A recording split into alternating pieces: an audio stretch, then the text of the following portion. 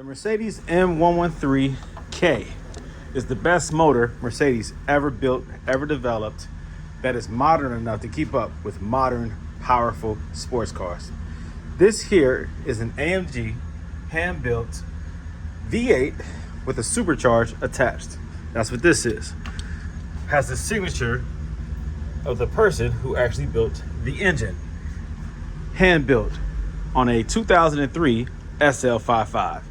493 horsepower, 516 foot-pounds of torque in its original form. That's without a tune or modification.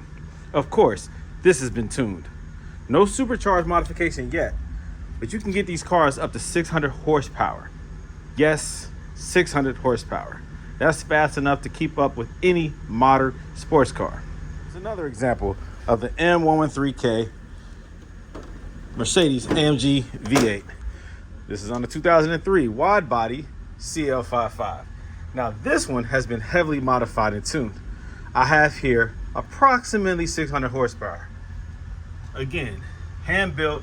That's the signature of the person who actually built the motor. This here is an incredible car. This motor complements the power, the uniqueness, the quality, the luxury of Mercedes to the full. Here's another great and unique example of the M113K engine being applied to another Mercedes. This here is the 2010 G55. That's right, G-Wagon. Again, hand-built, crafted specifically for this engine. Some people say, well, why is it crooked? I thought the same thing when I first bought this truck. Actually, it's designed that way on purpose. There's a slight tilt for, I don't know, maybe the headers, I don't know. But that is done on purpose. No, my motor mounts or engine mounts are not worn out. That is by design. But again, another powerful stock 493 horsepower, but this here has a stage 2 Eurocharged tune. So it's a little bit more than that. Maybe 550. This thing is very nice, very powerful, custom exhaust, a lot of modifications. I haven't done a supercharger pulley yet, but yeah, reducing that and then even upgrading the cooling system will create close to 600 horsepower, if not a little bit more. Very, very, very, very, very powerful, beautiful engine. The best that Mercedes has ever built, dollar per ratio. You can buy one of these at a great price. Not the G-Wagon, but the motor. Finally, the last of my collection that has the M113K motor is this S55 2004 AMG. Now this is the sedan, the 4-door. This again, stock 493, 516 foot-pounds of torque. This is an incredible motor. Again, signed by the person who built this motor. These motors are the best thing that you can buy for the US dollar right now when it comes to power. Now, I know Mercedes has some great engines, some very powerful engines, but not all of them are reliable. For those of you who are fans of the 6.3, yeah, very powerful motor. Has a little bit more than this stock. This is almost 500. That one is a little bit over 500. That one has what, head bolt issues and some oil gasket leaks and some things that can really destroy that engine if not caught early on. There's some things that have to be rebuilt on that engine to maintain it. That's why you're starting to see some of these 6.3s go for cheap. Very powerful, easily tunable. Oh my goodness, put that in a C63, you have a beast that can take on almost anything, right? Because of the power to weight ratio. But when it comes to just reliability, quality built, low maintenance, these are it. The M113K is the best pound for pound engine that you can get. Now, I know Mercedes makes a diesel engine. I know, and you can put 400, 500, 600, a million miles on that engine. But we're not talking about just longevity and high mileage and reliability. We're talking about power also. You can get one of these M113Ks in a E-Class, a CLS, a S-Class. I think the C-Class does not have a supercharger. It's naturally aspirated, C55. You can get it in the G-Wagon, which is the G55 or G55, whatever. The CL55. Did I miss one? Oh yeah, the SL55. And also the ML55. I think the ML55 also has the naturally aspirated. But the supercharged is the one that you want. Yeah, them other ones are cool, but they can't keep up with modern cars, and they're not as tunable and modifiable or customizable as the M113K. Y'all better listen to me. I know what I'm talking about. These motors will outdo and outshine and outlast any AMG motor that exists. Yes. Now you do have the twin turbo, what is it, an M278. You have those on the modern cars like 2012 and up. The modern Mercedes, they introduced it in other models over, you know, those years, 12 and 13 to 14 to 15, depending on the model, right? Incredibly powerful motor, but you already know that motor has a lot of problems. This motor does not. Valve cover gaskets, whoa, big deal. Idler pulleys, like the tensioner pulley has to be replaced, whoa, big deal. These are parts you can get for dirt cheap. The work that it takes to maintain this car is very minimal in comparison to any other motor that Mercedes offers that is an AMG. Please consider the M113K if you're looking for the best pound for pound, dollar per dollar, reliable, powerful motor to keep up with modern cars. These motors right here, be disappointed. A very, very, very great and powerful motor that a lot of people are sleeping on because they chase the newest, latest, and greatest. Keep on chasing the newest, latest, and greatest, and you're going to be left behind because you're going to keep spending money and keep spending money to try to keep up. You're going to be wasting money just for a temporary thrill. But when you invest in something like this, and I say invest because you say when you buy cars, you're not investing. But when you buy a car that will last, and in this case, an engine, any of these cars that have this engine, the engine is not going to be the thing that fails unless you ridiculously push it beyond its design or you neglect it. If you take care of this bad boy and do regular oil changes and keep up with the coolant and do the regular maintenance that it takes to keep an engine, any engine, running smooth, this car will last. I mean, coil pack, spark plugs, whatever. This thing is incredible, all right? Keep the air intakes clean. Keep the oil filters clean, all right? Fresh oil, coolant changes, right? Keep that good fluid in there. Do a flush every now and then. Make sure that this motor is maintained. Do your regular car maintenance that you would do and that you should do, and this motor will take care of you. You will go broke chasing the newest, latest, and greatest. But this is an investment because once you buy it, you don't have to keep buying. That's when cars are no longer an investment, when you have to keep buying. When you buy things for too much, first of all, they depreciate, and then it's a temporary solution to a transportation problem or a desire because you're going to have to buy it again because you have to keep up because they're not making these cars to last forever. Mercedes messed up. They made a mistake. They made these motors too good. They made their cars too good. Yes, it's true. Mercedes built better cars back in the day than they do now. The newest tech is cool, just like the newest iPad, iPhone, Android devices, whatever. Those are cool, but they become obsolete over time. But guess what doesn't become obsolete? Quality. I'm telling y'all, start investing in quality. And this then is no longer about depreciation. When you spend $100,000 on a car, as soon as you drive it off the lot, it's worth 60, 70. In a year's time, it's worth 25% less than what you paid for it, then 30%, then 40%, then 50%. Next thing you know, your $100,000 car is worth $20,000. That's a waste of money just to have the newest, best, and to impress your neighbors or your friends or your family. How silly is that? Just to get that reaction when you go to a family cookout, barbecue, a get-together, a gathering, a party, and you want everybody to come out and see your car. Ooh, uncle's doing good. Oh, auntie, she balling. Oh, man, my sister always doing too much. Oh, my goodness. All right, yeah, that's a little bit, I shouldn't have said that, but the point is the same. Oh, wow. Theodore is doing very exceptionally well. His stock portfolio must be growing.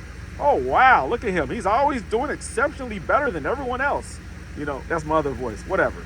Oh, wow, look at Peter. Oh, gosh, this is... Okay, all right, let me stop. The thing I'm trying to say is this. Spend wisely. Stay in your lane. Know what works for you. You don't have to keep up with the Joneses.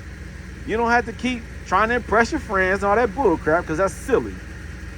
Smart money moves quietly. The loud stuff, well, it's a distraction, draws a lot of attention, but most of the time it's very shallow and there's no real depth to it. It's just impressive to those who are naive or those who don't know any better. When it comes to cars, you have to do what is best for you. Some people will buy these newer Mercedes and they will lease them. I get that. That's cool. I understand that. Those are warranted, right? They have a warranty. You don't have to worry about maintenance beyond. Really, you shouldn't have to really worry about maintenance too much on a car that's a brand new car that's leased. And anything that does come up or pop up is covered. That's smart. You should do that. Cool. If that's what works for you, do that.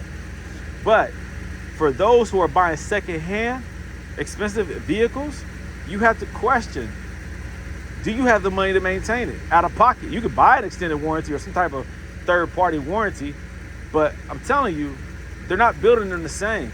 And so when you're buying these expensive cars, and depreciation is nothing new, but it's worse now because everything costs more and they don't last. So when you bought a car, an old Mercedes back in the 80s, guess what? They're still here to 2025. So would you consider that depreciation? Does that take away from what you purchased? Meaning it was a wasteful purchase? Not really. If you were the original buyer of that car and you still got it, then no. But whoever had $70,000 back in 1985 to buy one of these, $50,000, $60,000, $70,000 back then, probably has passed away since then. And if you do still have the car, if you still are alive, you're probably not the one driving it. Anyways, the point is this. These cars can be considered an investment because they were purchased and they lasted. So when you spend too much for something but it still lasts, is that really a waste of money or is that investment? The newer Mercedes don't last like that. They're not built like that. They will not last like that. This V8 in this car, this 500 SEC, is still running. You hear it. You hear it. But guess what you don't hear? A bunch of clanking and clacking and rattling from the timing chain and blowing out white smoke and check engine lights. You don't see none of that because, of course, you don't see it because you're not inside the car, but it's not even there. It's not present. You don't hear it. It's not leaking.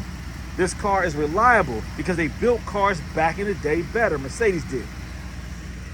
This is an example of a car built better back in the day. This is a 2004. This motor, Mercedes, I don't know why they didn't keep building this motor. It's an M113 that's been modified to AMG spec, hand built. This here is a perfect example of what Mercedes has the capability of doing, but they choose not to do it. Instead, Mercedes does this. They did this. They designed the M278 twin turbo V8. Unfortunately, as great as this motor is when it comes to power and fuel efficiency, it's not reliable long term. You are seeing any car with this engine in it selling for less and less and less. And guess what? I shop the marketplace. I go on Craigslist. I go on eBay. I contact the owners. I ask, is there a check engine light on? Most of the time it is. Is there rattling? Most of the time there is. Only at startup, that's the problem. That's indicative of an internal potential failure. It is getting worse over time until it does fail or is repaired. The camshaft, the cam phasers, the cam adjusters, brittle plastic coolant leaks, coolant lines that leak, real bad oil leaks, horrible gaskets. These are things that go wrong with this car. The cylinders get scarred up, damaged because of the cylinder wall type of metal.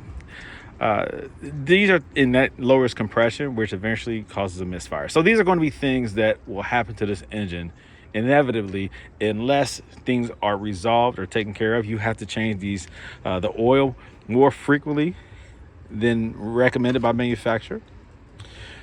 These turbos have potential for failure. So you have to do a lot of preventative maintenance more frequently than you normally have to do for a naturally aspirated engine. This puts out crazy horsepower and foot-pounds of torque, but it comes with compromising conditions, is the best way I can say it. It's not as reliable as it should be. Mercedes has been designing great motors for a very long time. When the government required better fuel efficiency from these big V8s, Mercedes decided to go this route. Like a whole lot of car manufacturers decided to go with turbos in order to create the power, yet the fuel efficiency to meet the laws or the demands of the local government. And in doing so, they compromised the longevity and the quality, the durability of their engines. So who fails? The customer. Who receives the short end of the stick, so to speak? The customer. It's failure on Mercedes' part, but it's failure on the customer's part if they don't do their research and do the preventative maintenance and consider, is it worth it? Is a new body style Mercedes worth the potential headache that comes along with the vehicle? You're going to spend a whole lot more money and get less for your money, less time on the road, more time in the shop. Is it worth it? It's up to you. My recommendation is, if you're going to buy one of these newer Mercedes, just lease it. And if you don't want to do that, well, have a good mechanic on hand. Have a good shop. Don't go through Mercedes and maintain and fix your cars, because you will get taken advantage of. Sorry, Mercedes, but it's the truth. Everybody knows that. Everything costs more at the dealership. Find a good Mercedes independent shop who knows how to work on Mercedes specifically. Not a BMW shop, not an Audi shop. Somebody who works on Mercedes. They are not the same. All German vehicles are not the same. The only thing similar are the tools that they use, the metric tools. Oh yeah, in Audi and BMW, trash. All right, so what's the lesson here, huh? What's the takeaway? The takeaway is this: choose wisely what type of Mercedes you buy, what year, what model, what engine, even what transmission. All these things have to be taken into consideration. A lot of people will say, Mercedes is cheap. No, Mercedes is not cheap. You just bought incorrectly. Do your research. There's way too much information out here on the internet for you to be ignorant, or for you to just say, well, I bought it because it looked good. Man, listen, you guys out here just spending money just to say that you have something. That's not my car. For those of you out here just buying newer models just to say that you had the money to buy it, man, listen, you're shooting yourself in the foot. Financially, you're draining your accounts. I don't care if you have a lot of money. You want to spend your money wisely. The only way to keep money is to know how to spend money. And I always, I try to encourage investing and make your money work for you. That's how you can have more, buy them at the right price, have the ability to not lose if you decide to sell something. Now, of course, I have accumulated a lot of Mercedes, but I work on Mercedes. I know how to buy Mercedes. I used to flip cars. I used to buy all type of stuff and flip, from Honda Civics, Corollas, whatever. And I decided to start buying Mercedes. I know how to buy these things. I know what price to pay. I know how to negotiate. I know what I'm buying. I know what I'm getting myself into. And I do all the work myself. The point is this: know how to buy your vehicle. Do the research. Find out what these cars are supposed to be worth, what problems you're going to experience down the road if you want to maintain them, how to talk them down, and how to repair them, how to take care of them. You got to do that. All right. That's the point. Know what you're buying and know how to buy it. Okay. Now, I'm not speaking for you people out here who just have so much money you can just throw it away and you don't care. I'm not talking to you. I'm talking to the average consumer, the person who wants quality, who wants luxury, who wants the power and the performance of a Mercedes, but is either intimidated by the maintenance and the care that they require, or they've made some bad decisions, or they've been taken advantage of. Either or, if you want one of these cars, know how to buy them, know what to look for, know what to avoid, know how to buy them, know how to maintain them, know how to keep them. In that way, you can get the most out of the Mercedes brand. All right. I love these cars. They're fun to drive, fun to own. Just know how to do it, and you'll be just fine. Brought to you by Brandon Green, owner of Gold Element Autoworks. It is cold out here. I need to hurry and move to Florida.